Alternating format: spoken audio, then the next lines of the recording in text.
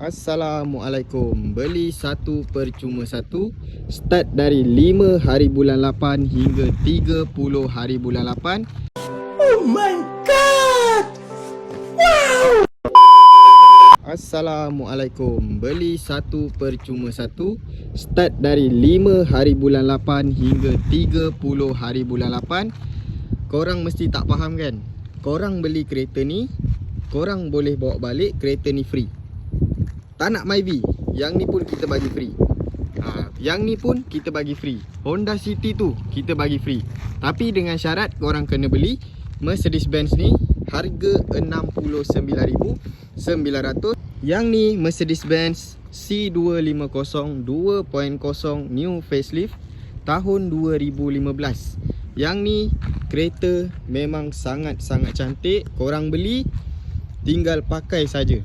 Lagi satu package dia, korang beli tinggal pakai dan bawa balik kereta untuk anak korang satu. Yang tu kita bagi free. So yang ni kereta memang sangat-sangat cantik. Korang tengok bahagian depan kereta ni. Cat dia semua masih solid lagi. Dia punya grill semua cantik. Yang ni korang start kereta ni, grill ni terbuka So bahagian depan memang cantik. Bahagian tepi semua cantik lagi. Sport rim masih original Mercedes-Benz. Korang tengok bahagian tepi berkilat-kilat. Kereta memang cantik. Siap ada sunroof lagi. Untuk bahagian belakang kereta ni korang boleh tengok. Nampak sangat-sangat cantik Yang ni bukan C200, yang ni C250 facelift. So lampu belakang LED, diffuser masih original. Dekat bumper ni ada lining chrome. Untuk dalaman memang sangat-sangat cantik kereta ni. Korang tengok dalaman kereta ni. Dia ada 2 tone color. So dashboard dia warna hitam, seat dia warna cream. Tapi kereta ni sangat-sangat cantik dan bersih dia punya seat. Steering cantik. Nampak gear kat belakang ni.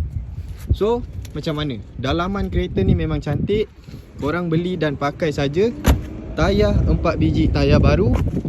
So harga kereta ni RM69,900 termasuk sebiji kereta free.